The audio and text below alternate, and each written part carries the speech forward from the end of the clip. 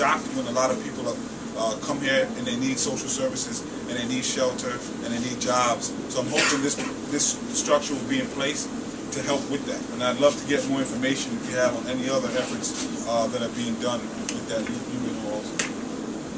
Sorry. That may be a good transition to have Josh and Jared chime in, and we can keep conversation. Sure. So again, I'm the executive director of Habitat New York City, and Habitat for Humanity International is a larger organization. We're in 90 different countries, including Haiti. We have been in Haiti for 20 years and built 2,000 affordable homes for families in need there.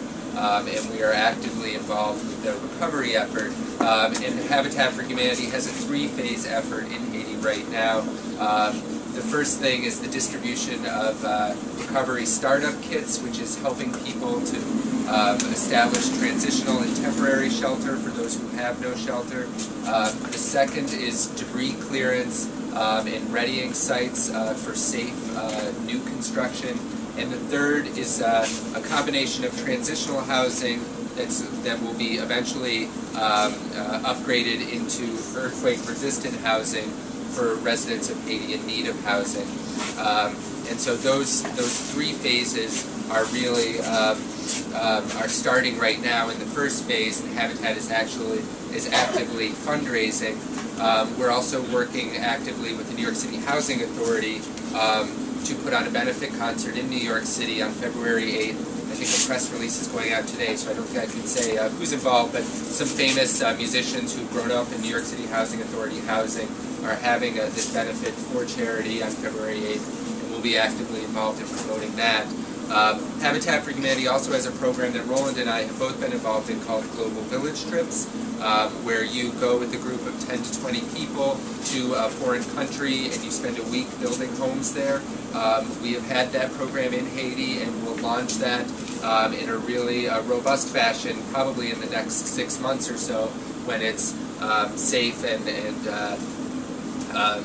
spaces are cleared and we have a government approval to go in and start rebuilding homes. And so that process is starting up now, and we'll start to be taking volunteers for those global village trips as well. That also requires some individual fundraising from folks to be able to go on those trips to pay their own way, and include some fundraising for the actual homes themselves too.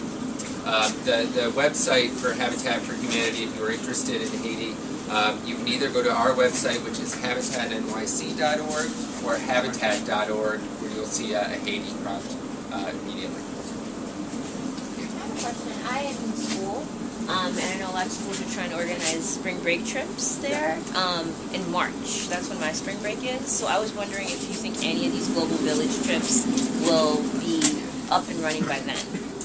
The honest answer is I just don't know at this point. I asked someone at Habitat International this morning, and the latest I knew is they were still working out when those trips were leaving.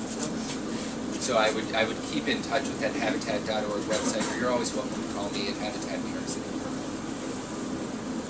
And Jared just came as a volunteer this morning, and not as any official representative of the United Nations, certainly. But Jared has all the answers.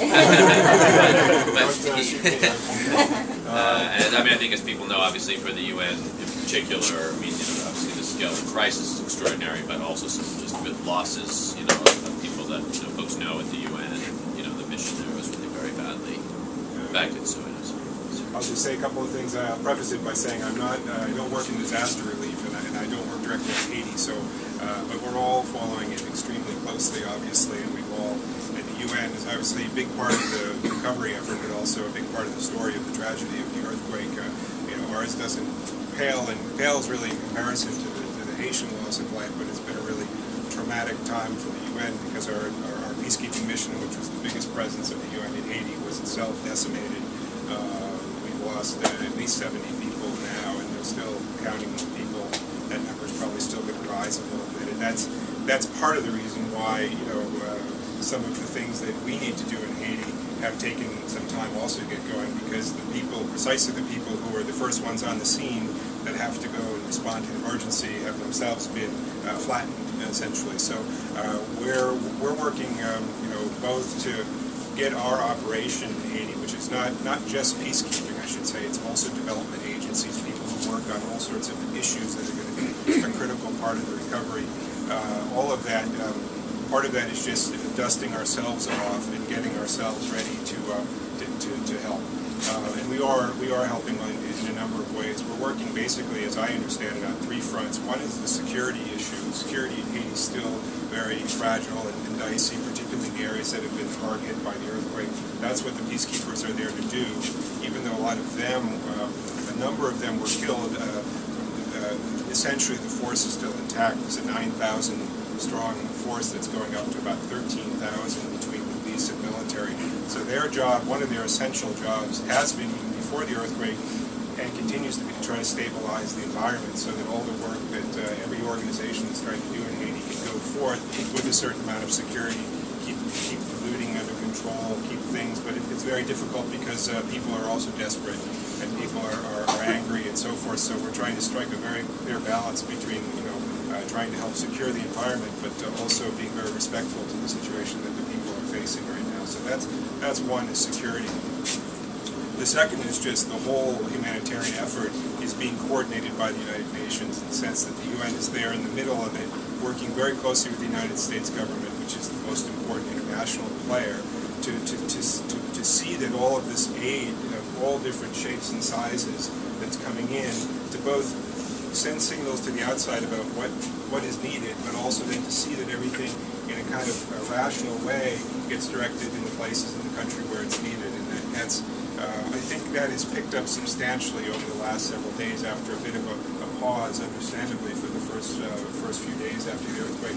Our understanding is that there is a lot of aid going out to areas that weren't getting it at the beginning. The World Food Program, which is one of the major UN agencies in the middle of this, has a goal of feeding 2 million people. I don't know what their date is, but it's in a very short time frame. It's going to be feeding 2 million people at a time. So that's an extremely important part of it. There are other UN agencies that are all part of that UN development program.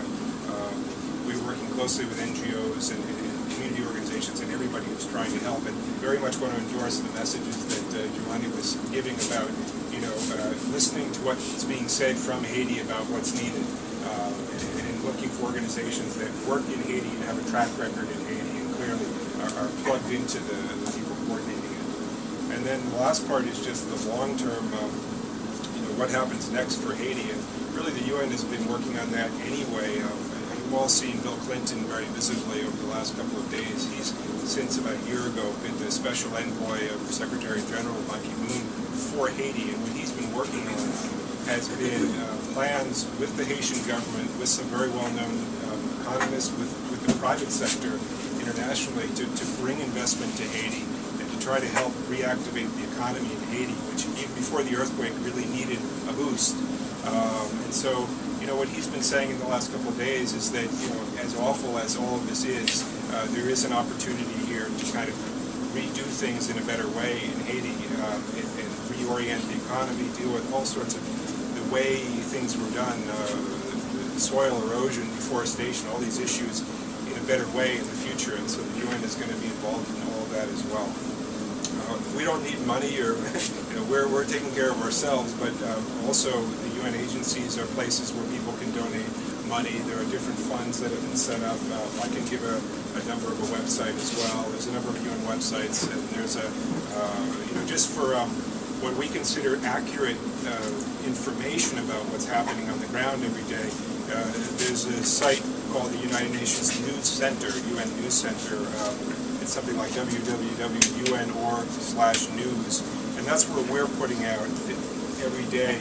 And we're trying to get out the story as well about how much is getting out there, where it is, and trying to balance a little bit some of the sensationalism that you see in the press as well, where sometimes one anecdote or one incident gets magnified as an overall picture, whereas in some sense some of those things are in better shape than you might get a sense just from reading the media. So that's in a nutshell, I think, where we are at. Thank you. Are there other